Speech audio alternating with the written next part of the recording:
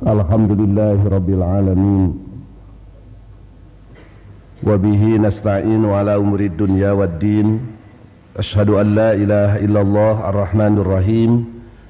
Wa ashhadu anna Muhammadan abduhu wa rasuluhu min akhiril anbiya'i wal mursalin. Ikhwatul iman yang dimuliakan Allah, pertama kita panjatkan syukur alhamdulillah, pagi hari Ahad ini setelah 2 Ahad libur kita bisa bermuajah kembali di forum pengajian Ahad. Bahasan yang akan saya sampaikan sudah ada di tangan para ikhwatu iman. Kita akan tadarus ayat-ayat dan hadis-hadis yang terkait dengan taubat dan istighfar, yang satu sama lain sebenarnya sangat erat kaitannya. Bahkan ada yang menilai bahwa taubat dengan istighfar itu pada dasarnya itu juga. Ada juga yang mengatakan bahwa istighfar itu bagian dari taubat. Dalil yang memerintahkan kita untuk bertaubat saya kemukakan ada 3, 1 ayat dan 2 hadis. Yang pertama bunyi surat At-Tahrim ayat 8. A'udzubillahi minasyaitonir rajim. Ya ayyuhalladzina amanu, wahai orang-orang yang beriman, tubu, bertaubatlah kamu ilallah, kepada Allah, taubatan. Ini maf'ul mutlak, tubu taubatan. Bertobatlah sebenar-benarnya taubat, ditambah lagi dengan kata nasuha. Nasuha itu artinya murni, jujur. Jadi taubat yang semurni-murninya, yang sebenar-benarnya, dengan sebuah jaminan, asa rabbukum ayyukaffiru ankum sayyiatikum. Mudah-mudahan Tuhan kamu ayyukaffiru, kaffara yukaffiru itu artinya menutup, menghapus dari kamu sekalian sayyiatikum, dosa-dosa kalian, kesalahan-kesalahan kalian. Wa yudkhilakum jannatin tajri min tahtihal anhar, dan memasukkan kamu ke surga yang mengalir di dalamnya sungai-sungai. Yauma la yuhzillah, yaitu pada hari Allah tidak akan menghinakan an-nabiyya, nabi, walladzina amanu ma'ah, dan orang-orang yang beriman bersamanya. Nuruhum yas'a baina aidihim, cahaya mereka berjalan baina aidihim itu amamahum, di hadapannya. Wa bi aimanihim, dan di sebelah kanannya. Yaquluna, mereka berdoa, Rabbana atmim lana nurana, ya Tuhan kami, sempurnakanlah bagi kami cahaya kami. Waghfir lana, dan ampunilah kami. Innaka ala kulli syai'in qadir, sesungguhnya engkau atas segala sesuatu maha kuasa. Yang terkait dengan perintah taubat itu sudah saya garis bawahi di baris pertama, yaitu tubu ilallahi taubatan nasuha. Bertobatlah kamu kepada Allah dengan taubat yang sebenar-benarnya.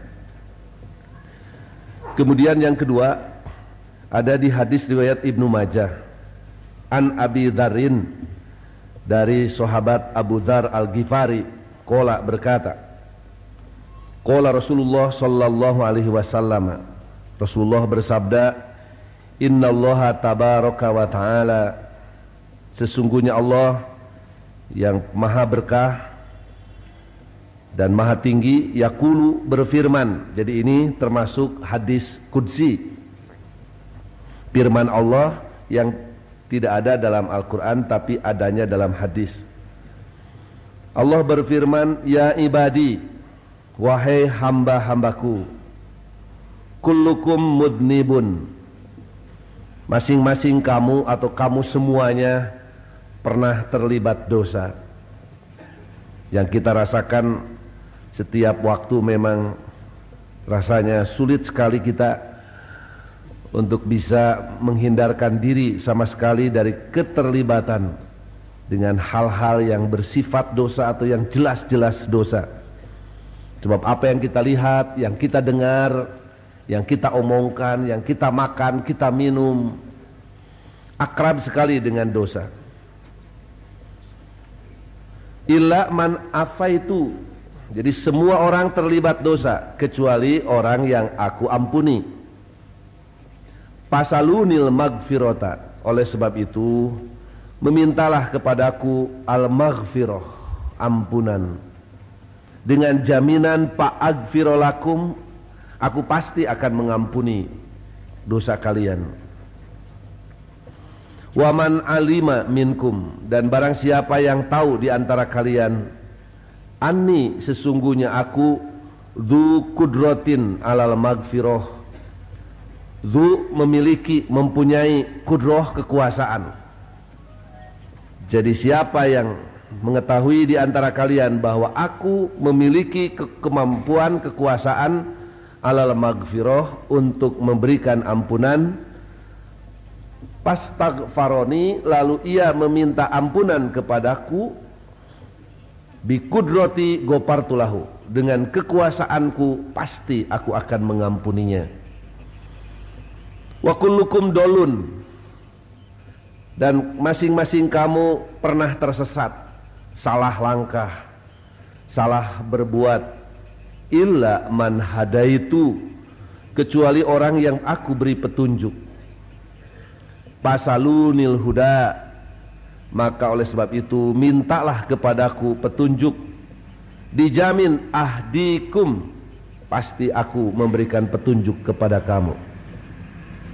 Makanya dalam sholat setiap kali kita baca Fatihah, kalimat ihdinas siratal mustaqim itu adalah sebuah permohonan yang menurut hadis ini ada jaminan Allah akan memberikan petunjuk kepada kamu. Wa kullukum fakirun, dan kamu semua fakir, dalam arti tetap saja ada kebutuhan. Sekaya apapun seseorang, tetap saja ia akan membutuhkan sesuatu, butuh pertolongan orang lain. Bahkan kita sering melihat orang yang sudah super kaya pun masih terus banting tulang, peras keringat, pergi pagi pulang sore, karena tidak pernah puas. Dirinya merasa fakir, merasa butuh dengan hal-hal yang belum dia miliki. Illa man agnaitu, kecuali orang yang aku beri kekayaan, terutama kekayaan hati, kekayaan jiwa. Imam Al-Ghazali mengumpamakan harta itu seperti air laut. Semakin kita banyak meminum air laut, bukan semakin hilang dahaga dan haus, tetapi semakin haus dan haus. Kalau orang semakin banyak harta, maka akan semakin haus dengan harta itu, kecuali orang yang dikayakan jiwanya. Oleh sebab itu Nabi menyatakan laisal ghina an kasratil arad walakinnal ghina ghinaun nafs. Yang disebut orang kaya bukan mereka yang banyak harta kekayaannya, lubak-libuk, loba-lobak, tekalebok, bruk di juru, bruk di panto, ngalayah di imah babah. Tapi yang disebut orang kaya itu orang yang kaya jiwanya. Jadi merasa kafaah, cukup dengan apa yang diberikan oleh Allah itu, sehingga tidak kemudian lupa diri. Harta dan kekayaannya tidak membuat dirinya lupa zikir kepada Allah. Oleh sebab itu Allah menyuruh pasaluni, mintalah kepadaku, arzukukum, pasti aku akan memberi kamu rizki. Dalam duduk di antara dua sujud kan ada kalimat warzuqni, ya Allah berilah saya rizki. Malah Rasulullah diriwayatkan sering berdoa dengan doa yang berbunyi apa ya? Yang minta diberi kekayaan, indah kibari sinni ya.